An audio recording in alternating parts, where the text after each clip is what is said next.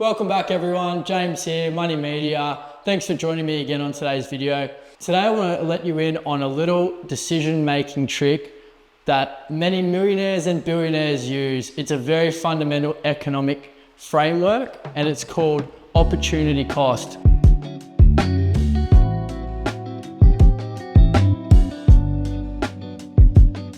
Now, before we get into that, I want to give you a little scenario. It's a Saturday morning, beautiful weather, you've got the whole weekend off, but Monday morning, you've got that university presentation to give, you've got that work presentation to give, you've got that really important client meeting that you're about to deliver the newest service that you're going to offer them.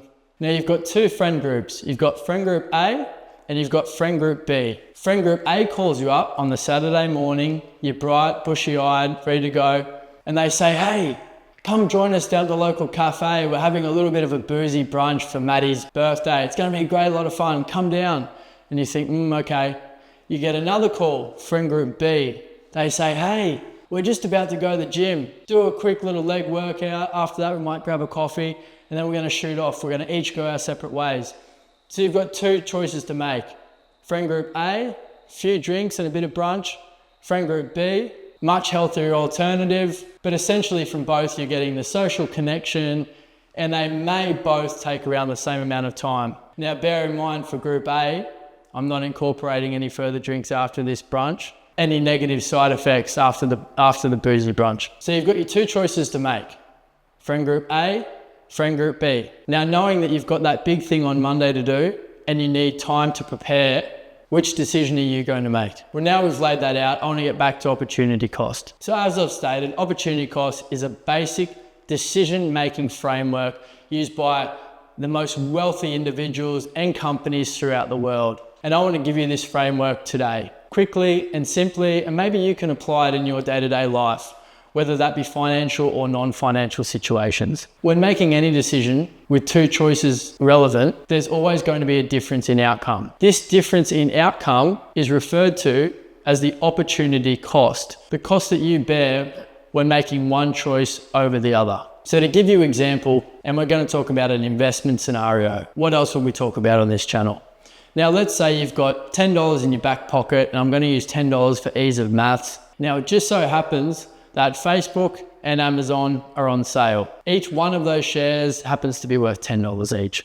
Now, which do you choose? If somehow you had a crystal ball and it told you that Facebook was going to make you 8% return that particular year, and Amazon was going to make you 10% that same year, well, the obvious choice is Amazon at 10%, right? But why is that the obvious choice? Now, if you put $10 into Facebook and it makes you 8% return on your money in the year, it's obvious that you're going to make 80 cents on that $10.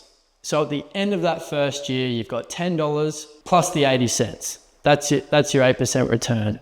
Now, if you look at the Amazon example where you've got 10% return, at the end of that 12-month period, you're going to have $11, right? So the difference in that return is 20 cents or 2%. Now, it's pretty easy to make that decision once you know what the ultimate returns are on both those investments. You're obviously going to go with the Amazon with the extra 20 cents in your back pocket. Now, if you were to invest in Facebook, not knowing the returns and what they would be at the end of the year, the difference between your return would be 20 cents. So that investment into Facebook instead of Amazon would actually cost you 2 cents. That cost is referred to as opportunity cost. And it's a really important framework to apply when making decisions, either financial or non-financial throughout your life. Now, this might seem like a pretty simple framework, and it is, but it is often overlooked as well. I want to give you a little example of when I applied it in my personal finances a couple of years ago to show you that it is quite often overlooked, even though it is such a simple and easy to use framework. Now I was having a conversation, I was on the phone with a really good friend of mine who owns quite a substantial property portfolio.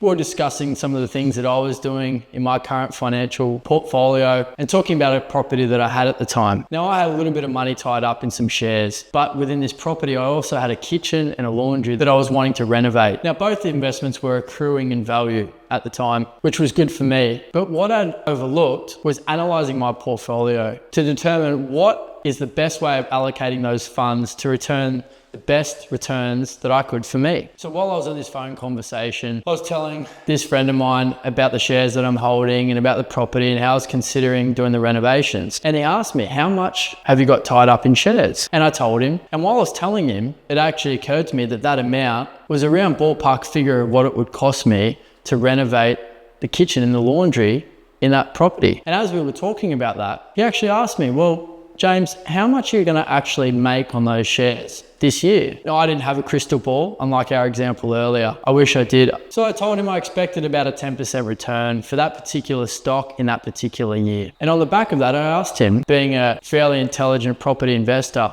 how much could I expect to gain off a property once it's had its kitchen and its laundry renovated? Obviously, without knowing the property and all the ins and outs, he gave a ballpark figure of around 10%. So using these two choices in my decision-making framework of opportunity cost, I asked myself, so let's say the value of the portfolio, just for example, is worth $10,000 and I was going to make 10% on that. So at the end of that year, I would have come up with a portfolio that would be worth in total $11,000.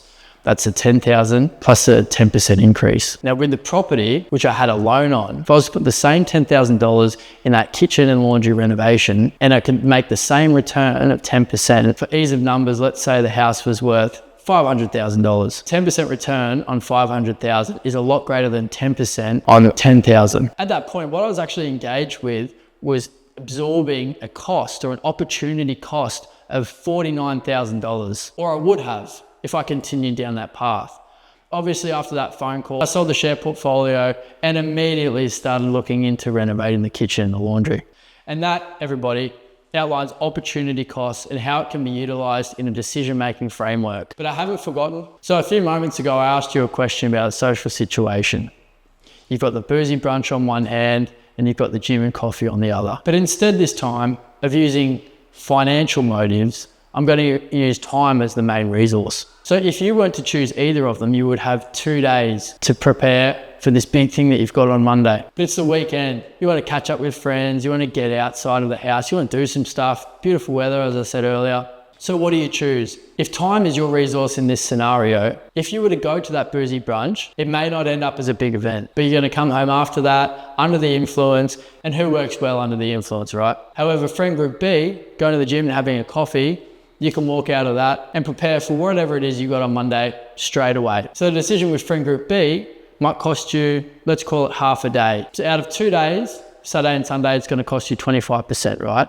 Or half of Saturday. Friend group A is probably going to cost you the full day when you really think about it. Once you get back, you're under the influence, you don't want to do any work. Let's call that a full day or 50% of your weekend. If you were to go with friend group A, it is going to cost you an additional 25% of your week over friend group B, or an extra half a day. So the opportunity cost in this scenario is half a day or 25% of the weekend, however you choose to pose it. Same decision-making framework, but this time we're taking the money component out and using time as the main resource. I hope this decision-making framework makes sense, and I hope you're able to utilize it in your daily activities. If there's something you're not quite getting on it, or you've got a few follow-up questions that you'd like to pose, please let us know in the comments below. See you in the next video.